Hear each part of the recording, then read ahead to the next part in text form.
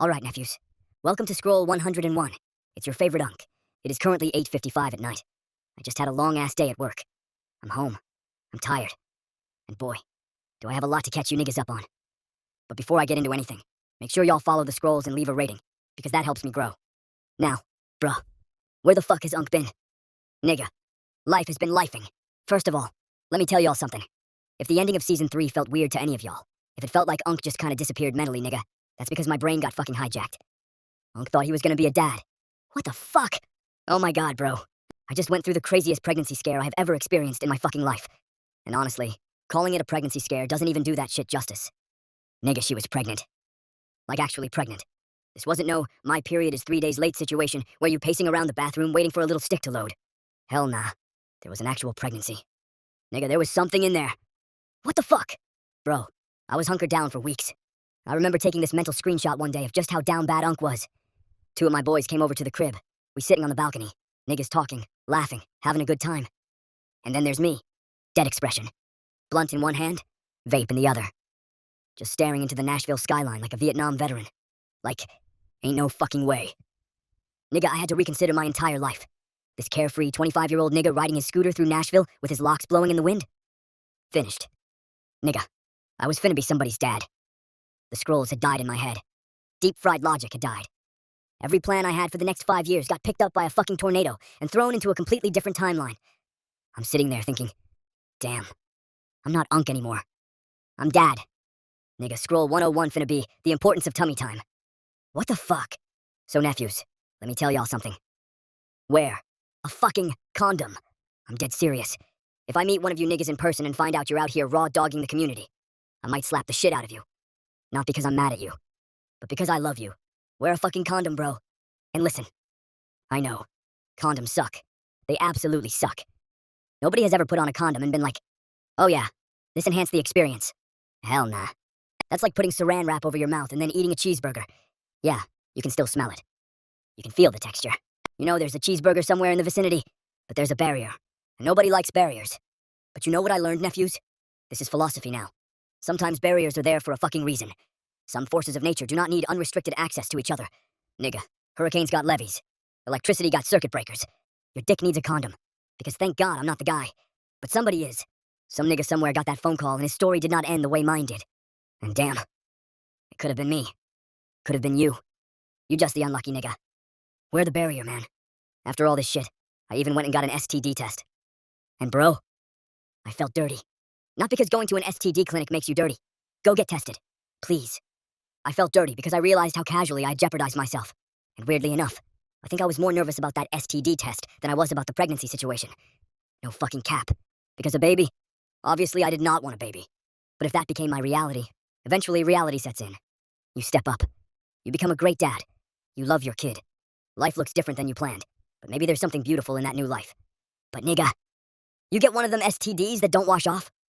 Oh no. Because now every new relationship comes with a conversation, and that shit had me researching everything. I'm reading about HIV, herpes, HPV. All this shit I should have learned about before I started putting my dick in the community. And herpes sent me down a fucking rabbit hole, bro, because HSV1 is extremely common. Like over 50% of the population common. And a lot of people don't even know they have it. Nigga, you might have herpes. Yeah, you. The nigga driving right now listening to Scroll 101. Eyes on the road, herpes. You might have that shit. I might have that shit. Your mama might have that shit. My mama might have that shit. And see, when I say herpes, I know what you're thinking. Hell nah, nigga. I ain't never had no cold sore. That's the crazy part. A lot of people with HSV1 never get cold sores. No symptoms, no outbreaks, nothing. You can have that shit your whole life and never fucking know. In one CDC survey, almost half of Americans ages 14 to 49 had HSV1 antibodies. Half, nigga. And a lot of people don't even get it sexually. Some get exposed as little kids through saliva and regular family kisses. Imagine being a baby. You can't walk, can't talk, don't know what taxes are, and somebody done gave your little ass herpes before you could even get that shit the fun way. Nigga got herpes during the tutorial. And because so many people have no symptoms, herpes testing isn't automatically included in every routine STD panel. But I'm not a doctor, bro. I'm a nigga with Wi-Fi. Go talk to somebody with a degree. But yeah, bro. My nervous system is slowly returning to baseline. And weirdly, I almost got survivor's guilt. Because I escaped the situation. But everybody involved didn't. Somebody is still somewhere going through that same dread I lived with for weeks. And that shit is heavy. I'm sure season 4 is gonna have more stories from that whole saga, because boy, Unc has seen some shit. But that's enough of that. What else happened while I was gone? Oh yeah, Unc got a fucking job. I'm pretty sure before season 3 ended, I told y'all I was trying to get into the restaurant industry. Well, I started my new job. Your boy puts on a fucking tie to go to work now. Look at Unc. Distinguished. Professional. Nigga got tables to worry about. And I ain't gonna lie, that shit killed me my first day. I came home, laid on the couch, and just stared. Didn't want no TV. Didn't want no music. Didn't want nobody talking to me. My brain needed to detox. Because I'm learning a whole new language. Table numbers, positions, running shit, carrying shit, going from here to there to here to there. Everybody moving. Everybody asking questions. Nigga, I'm not used to this. At my other job, I fucking chill. Hey, Unc, John got a 2 o'clock. Okay, cool. Put John in the machine. Go back to making deep-fried logic. This shit? Nigga, move! But I'm working the plan. The main thing is keeping the main thing. We need money. Dreams cost money. If I want to fund deep-fried logic, make products, travel, make content, have another cinematic summer, then Unc gotta go make some fucking money. And you know what? I want a cinematic winter. Everybody talks about having a cinematic summer. That's easy. The sun is out, everybody half naked, patios open, niggas traveling. Of course, summer feels like a movie. But can you make January cinematic? Can you make that gray-ass 4:47 p.m. sunset hit? Can you have character development in a coat? See? Now we're talking. I want some cold weather lore, but we'll cross that frozen bridge when we get there. I'm in a new chapter, bro. New job. New goals. New season. New lore. And speaking of lore, nephews, I have homework for y'all. If you have not watched The Sick Mind of EDP 445. Nigga, what a fucking watch. I watched that shit yesterday and I have so many thoughts. EDP is truly an enigma. A deeply disturbing enigma. And let me make this extremely clear before somebody clips 15 seconds of this podcast and has Unc fighting for his life on Twitter. I am not defending predatory behavior. At all. That shit is disgusting. I'm talking about the documentary and the psychology of this fucking character. Because I have history with EDP. I used to watch this nigga when I was younger. Back then, he was just this fat, angry nigga sitting in his room screaming about the Eagles. That was the content. That was enough. Then years later, everything comes out, and you're sitting there like, EDP, you? Well, actually, you know what? Never mind. But there's something about this nigga that fascinates me. Because EDP might be one of the most shamelessly transparent people I've ever seen. This nigga will tell you some shit I would take to my grave. Bro admitted on camera that he talks to an AI girlfriend. Okay, fine. It's 2026. Nigga's lonely. Technology advancing? Whatever. This nigga said he told the AI girlfriend to pretend to be underaged. What the fuck? Bro, some information belongs between you and God. You don't have to tell us everything. But EDP? Nope. Here you go. Full transparency. And it's like, nigga, you're horrible. But I have never seen somebody so committed to letting the world know exactly how cooked he is. And shout out to the actors in that documentary too. Because bro, can we please clap for the poor child who had to play young EDP? Imagine going back to school after filming that. What did you do this summer? Oh, I played young EDP 445. Damn, that is a heavy credit for a young actor. They had that boy looking miserable. Sitting around sad, going through the darkest parts of this man's childhood. Brother, you were dedicated to the craft, and Unc respects it. But there was one scene that fucking destroyed me. We go through this man's entire life. Rejection, isolation. He gets famous, gets money, still struggling socially. Then all the predator shit happens, and now the entire internet hates this nigga. And eventually this woman comes into the documentary. And I'm like, wait, EDP got a girlfriend? And they're showing the montage. They're laughing, hugging, looking happy. And I'm sitting there like, well damn. Maybe this nigga found some tiny piece of normal human companionship in whatever remains of his life. And then the filmmaker asks, so how's the sex? Nigga.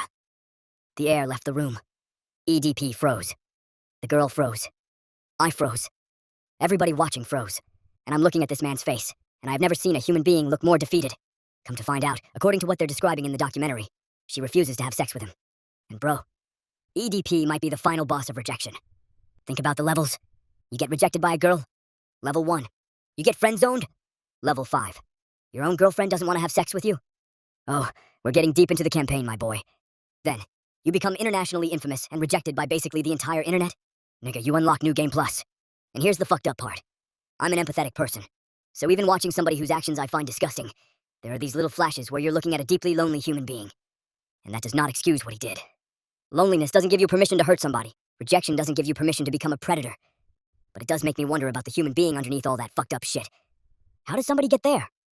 What happens when rejection, isolation, shame, resentment, and unrestricted internet access just keep compounding inside one person? I don't fucking know. That's why the documentary was so gnarly.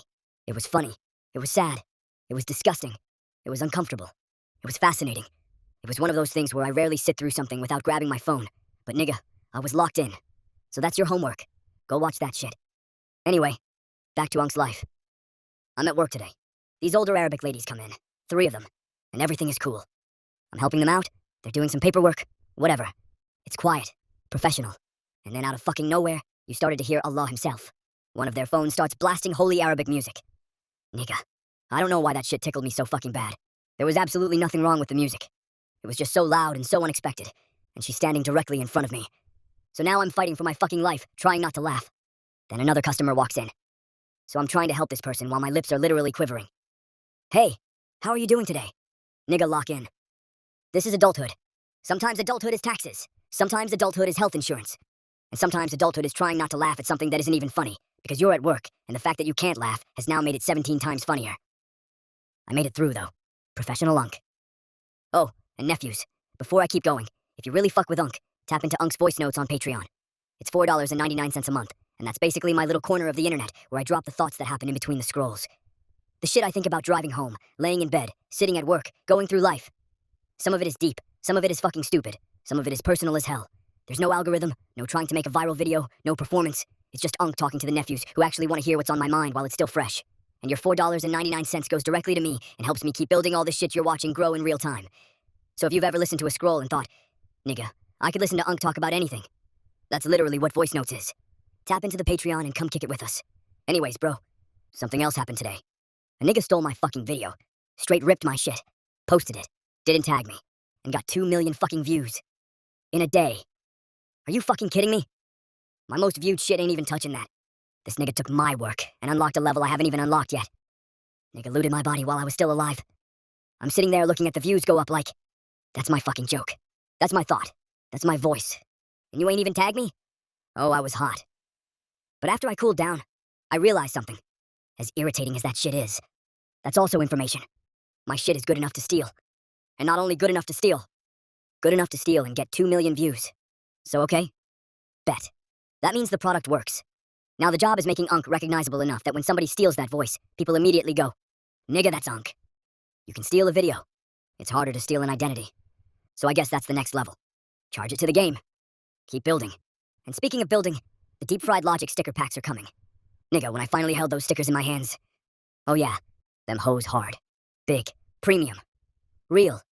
There's something different about seeing some shit that used to exist in your head, sitting in your fucking hand. I showed them to one of my homeboys. Street nigga. Not the target demographic for cute little deep-fried logic stickers whatsoever. Nigga looked at them and said, these cool as fuck. Validated. If the street niggas approve the sticker pack, nephews, we are ready for market. Only the best for my nephews. And I guess that's life right now, man. It's crazy. Like genuinely crazy. Your whole life can go from 0 to 100 in one phone call. 1 minute you're riding your scooter through Nashville thinking about content. Next minute you're mentally pricing diapers. Then suddenly you're starting a new job. You're researching herpes at 2 in the morning.